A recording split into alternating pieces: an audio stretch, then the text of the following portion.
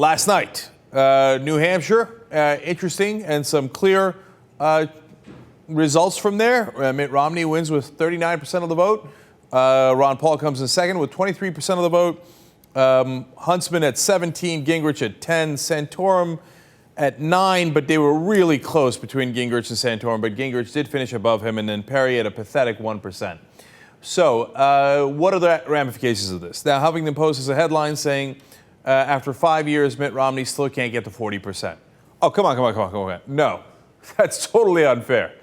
Wait a minute now. Before, when he couldn't get above 25%, everybody's like, oh, that's his ceiling. He can't get above 25% anywhere. He gets to 39%. They're like, oh, you didn't get to 40. Soon they're going to be like, oh, he's been running for 5 years, can't get past 58%. No. 39% is a really solid victory. In fact, that's more than John Kerry got. That's more than Hillary Clinton got. That's more than John McCain got in all their New Hampshire victories from recent years. So you can't take anything away from Romney on this one. Then second of all, of course, the guy that everybody's ignoring, they were ignoring him before, just a tiny bit of attention today, but mainly to yell at him, is Ron Paul at a really solid second place finishing. And what does everybody say? That doesn't count. Come on. Ari Melber made a good point about this when he said, it's funny because people are like, well, Rick Perry came in at, was it above or below 1%? What does that mean for him in South Carolina?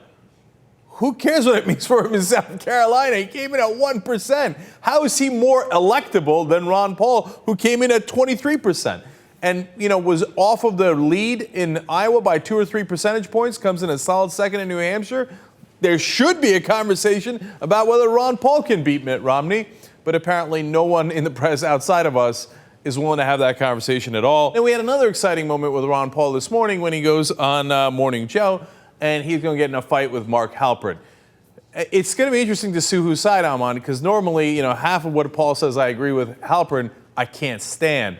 But let's see what happens. About the Liberty Agenda and Head Start. Is that a program you think is constitutional, and would you support it, continuing it, if you were elected president? It's not constitutional, but I wouldn't put that on the list. If we want a perfectly free society, you can't wave a wand and get everything you want. So you have to work our way out of this. The Federal Reserve is unconstitutional, but my position isn't to close it down in one day. My position is to give it competition and expose it for what it is and audit the Fed and work out a better monetary system. So I think that's a much more reasonable approach than to say. But if you had your way, you'd eliminate Head Start. Well, you're just putting words in my mouth. I don't know what your goal is. I just explained myself very clearly. But to make everything I'm saying that, Ron Paul's out to stop Head Start, you're missing my whole point. I mean, it's a total distraction on what you're talking about.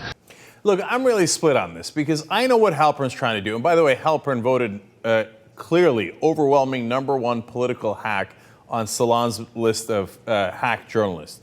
And I couldn't agree with them more. And I know the Halperin strategy here, which is like, let me show you his extreme by pointing out your extreme positions.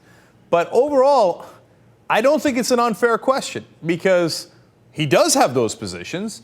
And any journalist that's talking to Ron Paul should clearly ask him about those positions. And now, look, Ron Paul somewhat patiently answered those questions. And I know that you can make a case that he ran out of patience at some point.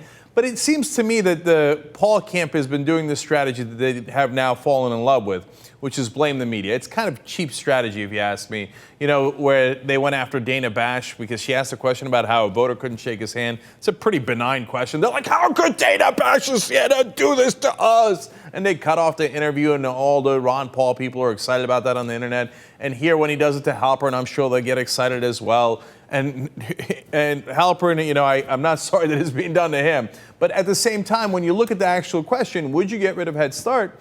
It's a perfectly fair question. You got to keep it real, okay? And Ron Paul, just answer the question. It's not a big deal. You just say, hey, and as he did in the first time around, fine, answer it the second time around. And say, look, I've told you, maybe you're having trouble hearing. I don't know if your IFB is working or something. But look, I told you, yes, I think it's unconstitutional. Yes, in the long run, I don't think it's the way we should go. I wouldn't do it on day one. Okay. Attacking the press, it's kind of a silly tactic, if you ask me. And I think Ron Paul is better than that. And I think he's a little bit more principled than that. So I don't think he should continue down this road. as long as they're questions that are reasonable, and I think that's a reasonable one, just answer it.